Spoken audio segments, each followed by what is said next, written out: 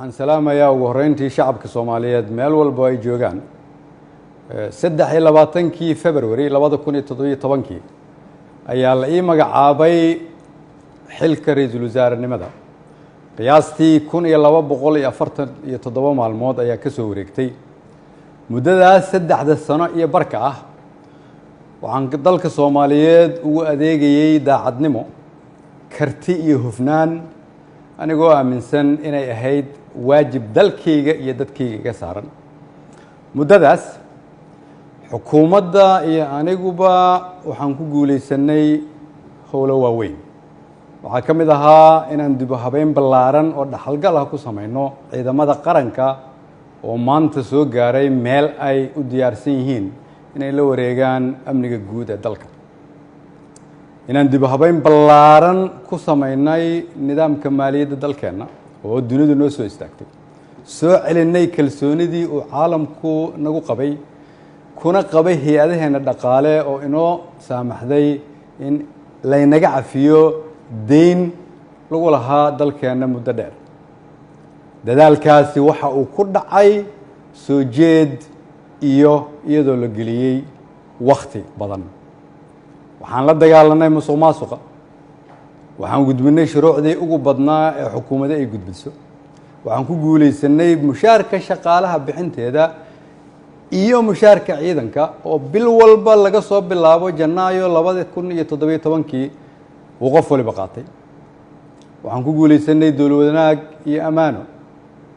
waxaan ku guuleysanay annagoo dib u soo nooleynay sharaftii ummadda Soomaaliyeed si loo ilaaliyo dhammaan guulahaas ay xukuumadda iyo shacabka Soomaaliyeed gaareen dhammaan shacabka Soomaaliyeed oo qayb ka ahaa rabana in la sii joogteeyo waxaa lagama maarmaan ah ilaalinta nidaamka awood isku wareejinta dalka oo si dimuqraadi ah u dhacda anigoo gudanaya waajibka arrinkaas iga saaran ayaan xukuumadda faray inay ka shaqeyso in dalku aado doorasho lagana fogaado muddo kororsi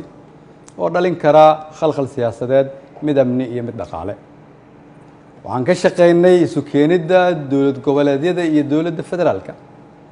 isugu keenay magaalada Dhuusamareeb si go'aan loo dhan yahay looga gaaro doorashada hadda dalka ku soo fool leh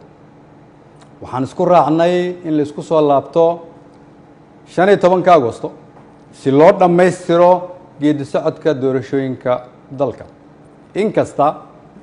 oo kulamadii Dhuusamareeb horumar fiican laga sameeyay haddana waxaa muuqataa in weli uu socdo fikirkii ku aadanaa muddo kororsiga oo salka ku hayay wixii maanta ka dhacay golaha shacabka fikirkaas oo aan mar hore ka digay oo aan aaminsanahay inuu keeni karo khalkhal siyaasadeed dalkana dib u celin karo ayaan waxaan mar kale xasuusinayaa ummadda Soomaaliyeed in dalka 4 sano mar ay doorasho ka dhacdo iyadoo xukunkii ay qoro isu dhiib inay tahay dhaqan sax ah oo dalkan lagu bartay ayna tahay kulligeen inaan ilaalino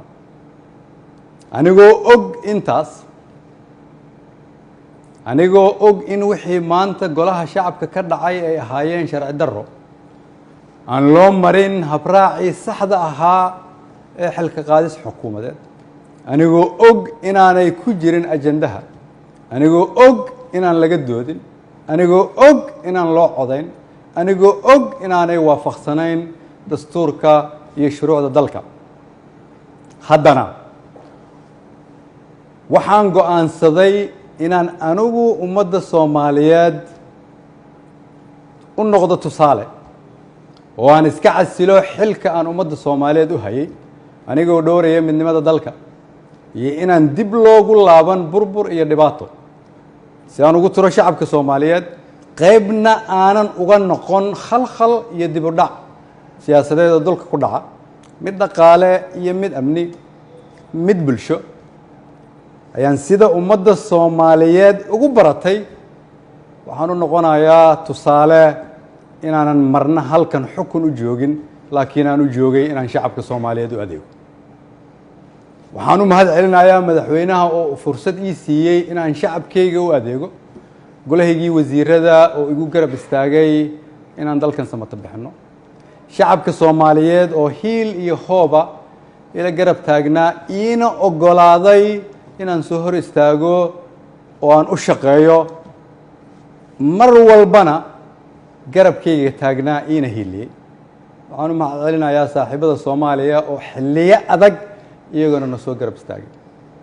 ummadda Soomaaliyeed waxaan u rajaynayaa barwaaqo dalkan rajo ayaan ka leenahay kulligeen dalka ayaa kulligeen inaga weyn cid waliba waa inay aqbashaa in dalka loo turo maanta waa maalinteydii